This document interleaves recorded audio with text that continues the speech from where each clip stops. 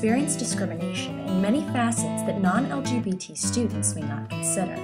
19% of transgender students are denied appropriate housing on college campuses. 26% are denied gender-appropriate restrooms. Many students are unsure of which restroom to use to avoid hate crimes. 6% are expelled from school based solely on their gender expression. And gender non-conforming students, too, are discriminated against in school districts.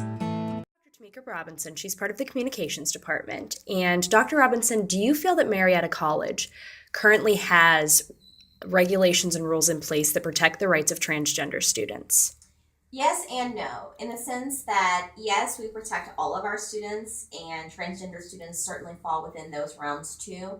But no, in the sense that our facilities are not up to standards for transgender students. For instance, there are no unisex restrooms. There are no kind of private ones that a lot of other institutions are moving towards. So I'd like to see us develop a little bit more for our transgender students. Thank you.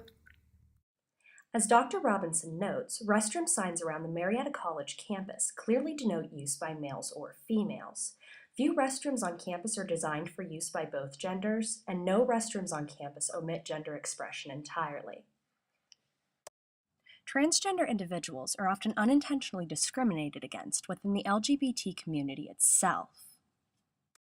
A prime example of this is the LGBT acronym itself. Lesbian, gay, and bisexual, which compose the L, G, and B, are all sexual orientations. They describe the emotional and physical attraction one experiences towards others. Transgender, however, is the sole letter that describes a person's identified gender. Gender differs from biological sex, in that sex is determined by a person's genitals at birth. Gender, however, is based upon how a person feels and identifies and the social norms to which they conform. Unfortunately, social norms are ambiguously defined in the heteronormative society in which we live. Consider, for example, the dating violence posters Marietta College has presented in freshman housing. Each and every poster depicts a heterosexual relationship and perpetuates the stereotypes that males want nothing more than sex and that females are possessive and jealous. While these posters certainly have merit in that they are promoting the end of dating violence, they neglect the presence of violence in non-traditional relationships and enhance perceived differences in male and female behavior. While the college is beginning to make efforts to combat heteronormativity, or perceived notions that all individuals comply with clearly defined gender and sexual norms, transgender students remain ignored. Consider, for example, this poster located in the education department.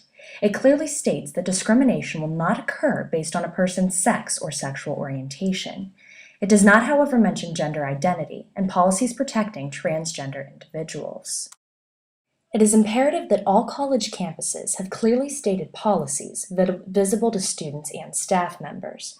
For 78% of K-12 transgender youth and 35% of transgender college students report physical, sexual, and verbal violence at the hands of teachers, students, and staff simply because of their gender expression.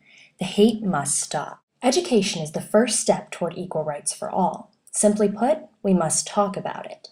Fortunately, staff members and students across the nation have recognized the need for equality and are voicing their opinions that students should feel safe and comfortable with who they are.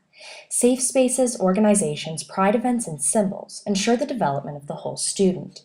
When social and emotional needs are met, especially for students of minority status, the student can truly begin to focus on their academic education.